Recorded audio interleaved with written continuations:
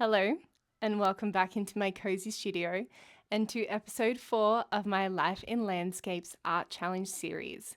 Today's episode, we are going to be painting an artwork based on the prompt Urban Meets Nature. And the photo that we are working off today is one that I took from around the traps here in Canberra. Some of you may recognize it from the Pielago Bakesmith. It is a gorgeous bakery. If you're in town ever, I highly recommend. But this gorgeous little window with the beautiful vines growing around it really captured my attention, and I could not wait to paint it.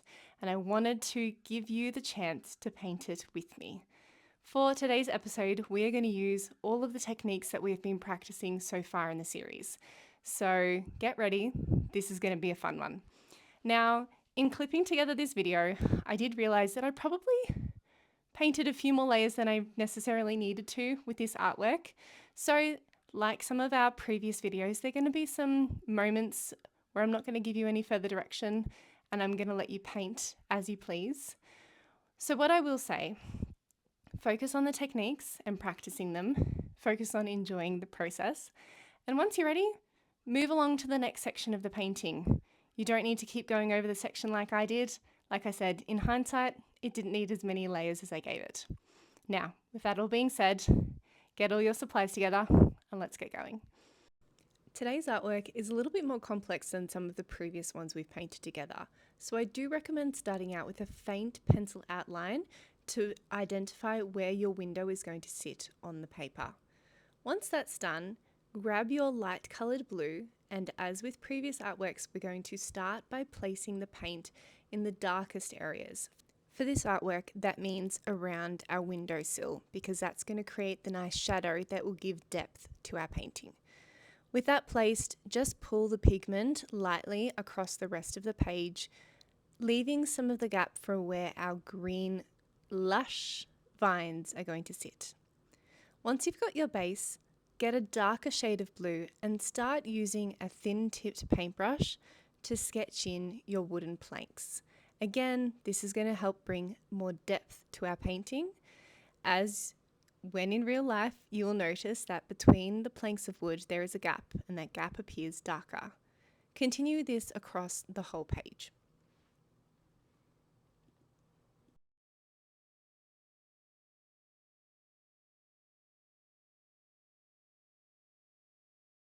Once that's done, you're going to use that same dark blue to start adding further depth to our painting.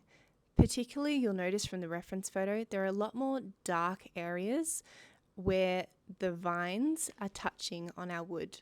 So we're going to lightly sketch in using, again, a thin-tipped paintbrush, focusing on the areas that we want to identify more shadows. Remembering that you want to get a really soft transition from our darkest to lightest areas, and you achieve that by using a clean, slightly damp brush to really pull that pigment out. Now, there is a bit of a time jump coming up. Please grab a light coloured yellow paint and fill in your sketch of the windowsill. We just want to capture the outline of our window. We'll come back and add detail at the very end. I'm now going to focus my attention on what's inside the window. And I honestly just kind of made this up as I went, identifying the really golden orange hue of the light in the center of both window panes. I'm using a very yellow toned orange, as I said, and softly pulling that across the page, noticing in my reference photo where it's lightest and darkest. I'm then grabbing a yellow toned grey and sketching in our walls inside the window as well. You don't need to be too scientific about this. Do your best to identify the lights and darks that you see in the reference photo and just go with it. Have some fun.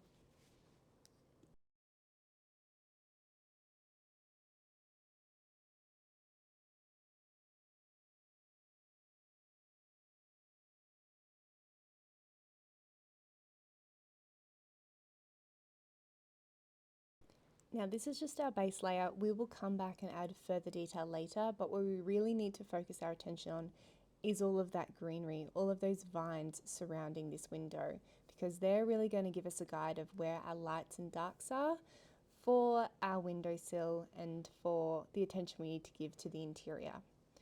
So I'm starting out with a slightly darker mid-tone green and using short, zigzaggy, choppy brush strokes across my page and making sure that I don't necessarily fill the whole area where I want my greenery to be. I then focus my attention much more detailed around the vines that cover the windowsill itself. So I am being a little bit more careful of my placement of my brush strokes. Again, to achieve the look of leaves, I'm using short, choppy brush strokes, using a fine-tipped paintbrush, and using the very tip of the paintbrush to get those finer details. Continuing on, use your reference photo here and ensure that you are identifying where the branches and the leaves are placed in relation to the window as best you can.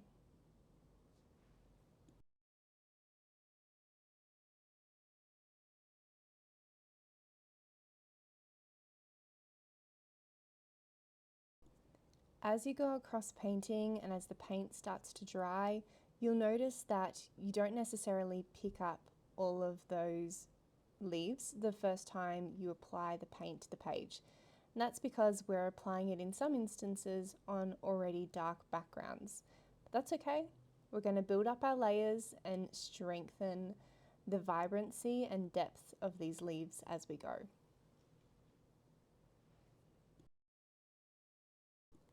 Continue working your way around the paper, sketching in all of our leaves. For the areas where there is one trailing vine of leaves, you'll want to be a little bit more careful about your brush strokes, but for the bigger areas, just focus on choppy brush strokes, keeping in mind that we're going to build up our layers. You don't want to cover the whole surface in the one colour. And remember to be using your spare piece of paper to continually test out your colours as you're painting. Remembering that from our previous artworks, we actually don't mind a bit of variation in our greens. That helps develop depth, and so you don't need to be remixing the same colour green every time. You just want to focus on having the same tone of green. So for this painting, it's a very yellow-based green.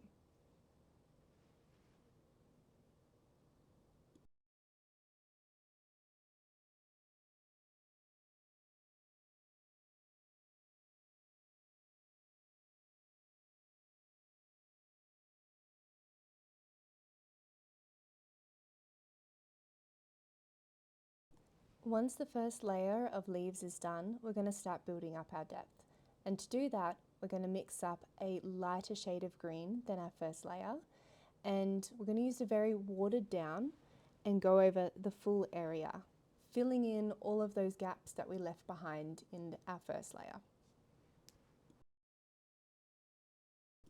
Once that's done, we're going to focus back in on building out the really shadows of our leaves.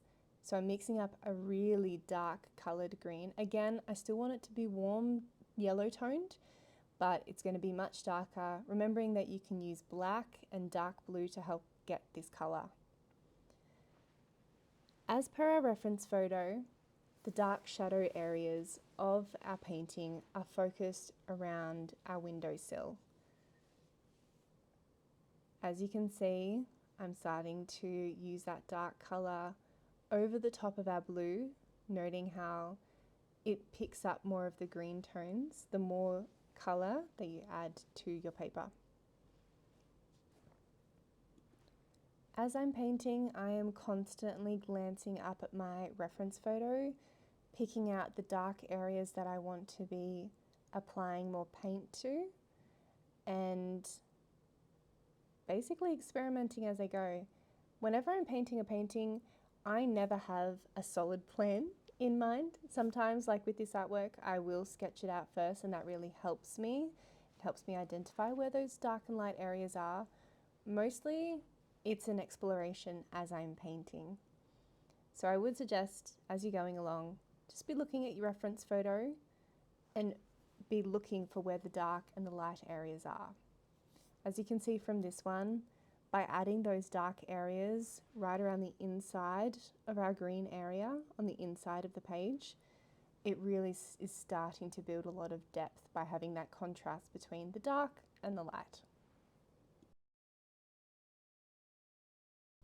Continue working your way around the page, identifying those dark areas with the darker pigment.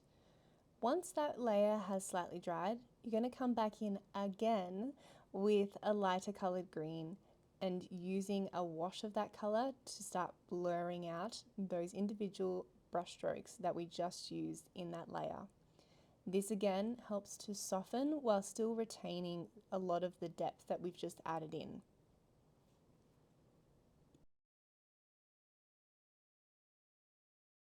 As you can see here in the bottom left-hand corner, I'm using a slightly darker wash. So it doesn't need to be the same coloured light green wash that we're using each time we're starting to blur out these layers. You can play around with it as I'm doing here.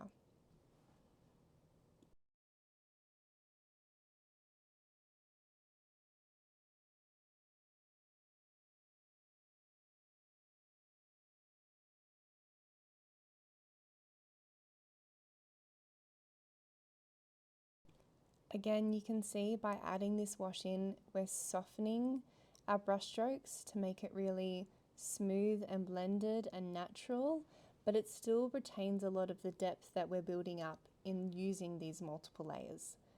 Now, coming up, we're going to have a little bit of a time jump again.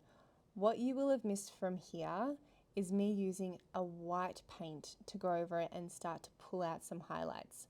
So this is an alternative to the lifting off technique. It depends on the quality of your white paint. For this artwork, I used my gorgeous Blue Pine Arts Titanic white paint, which is really quite strong and vibrant, even though when it dries, it is a little bit duller than when it initially goes on, as with all of our paints.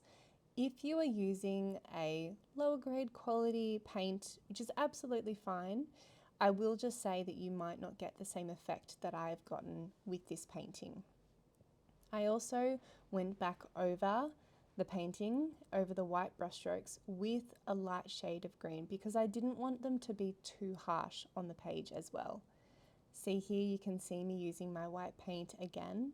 I'm using it to sketch in where I want my brown branches to go. I'm doing this because I'm working on top of the blue background and I want to try and keep those light brown branches as per our reference photo. If you don't have as strong a white paint, I will suggest that instead you can just make the branches a darker brown. You could use something like a gouache paint if you have that at your disposal instead. Don't feel like you are missing out from the full effect that we're going to get from this painting if you don't have a really strong, good quality white paint.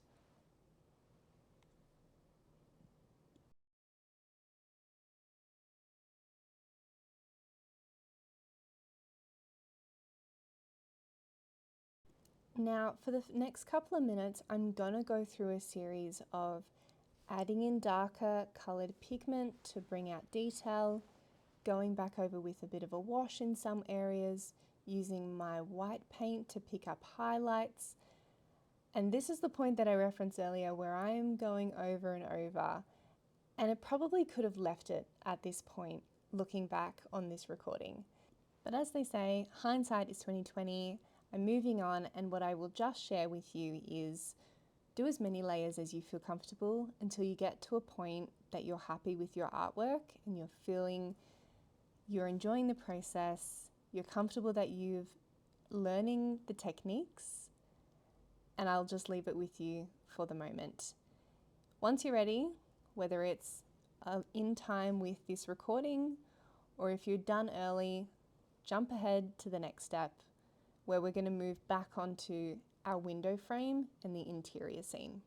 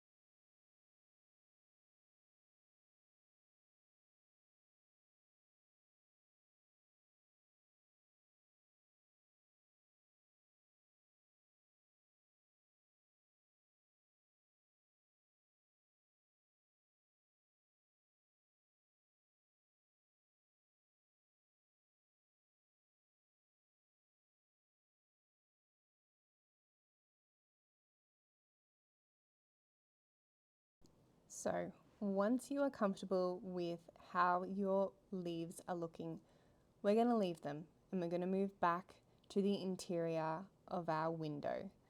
We're going to start to darken up some of those areas that we initially sketched out in the first layer. We're going to go back in with our dark orange colour, building up a little bit more of the pigment from our first layer. To try and build a bit more depth on the interior scene, we're not going to focus too much on the detail. What I want you to focus on is the colours and the light and the dark. We do not need to get too detailed. What we want our focus to be on is that greenery, the really vibrancy against the beautiful buttery yellow window frame, and that really soft blue. Those are our three focal points, so we don't need the interior to really stand out. So just do your best to bring a little bit of depth of light and dark contrast on the interior, but we don't need to get too detailed. Now at this point, it might be looking like it's blending into our window frame a little bit. This is where we start to build up some more depth and vibrancy in that beautiful buttery window frame. So I'm going in with a darker toned yellow. It's very subtle from this recording, as you can see. This is me experimenting as I go and gently building up the layers. If you want to go in with an even darker yellow, even to a brown, for our darkest areas of our windowsill, go for it. Like I said, am exploring the painting as I'm creating it, and so I like to gradually build up my layers. As you can see from our reference photo, the darkest areas of our windowsill are going to be around where the wood joinery is and where the leaves are sitting on top of our window frame. So we're going to focus our darker pigment around those areas.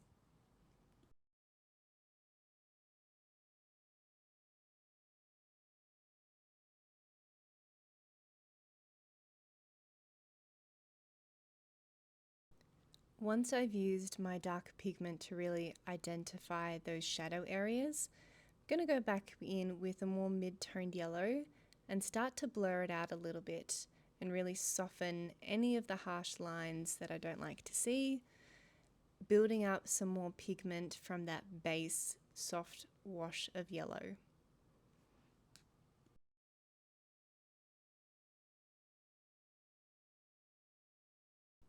This is the point where we really start to bring out the vibrancy of this yellow. Yellows can have different tones as well, and as you can see from the reference photo, this is a warm toned yellow. We don't want it to be a harsh, cool tone, and we just want to go around the page. As you can see, I'm using the lifting off technique to pull some pigment off from the areas that I want to make lighter. Like I said, as I'm experimenting going around the painting, I'm identifying where the lights and darks are and acting accordingly. Here is where you really bring an extra layer of depth to your painting.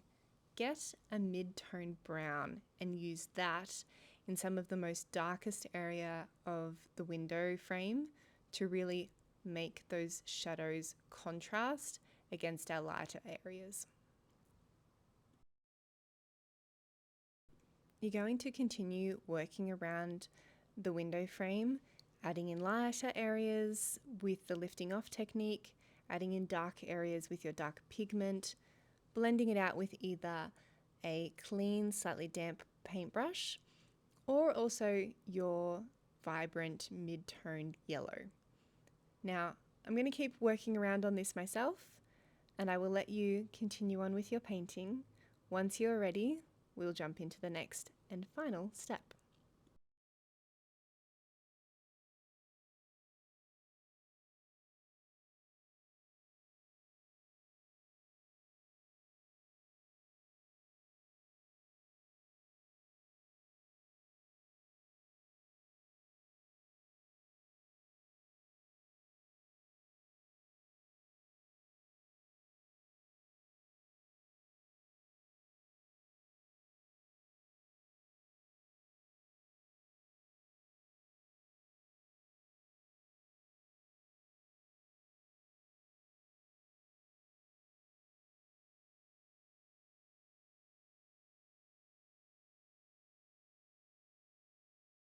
Now, the final step for this painting are those beautiful branches peeking through the foliage that we talked about earlier, where I'd used my white paint to identify where those branches are going to sit.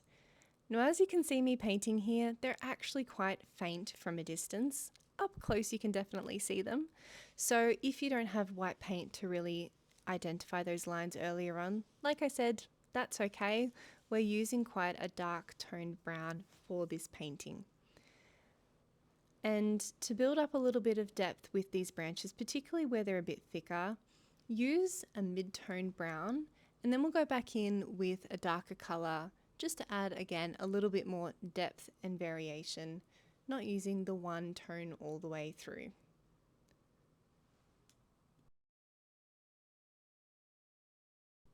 And once you are happy with that, we have finished today's painting.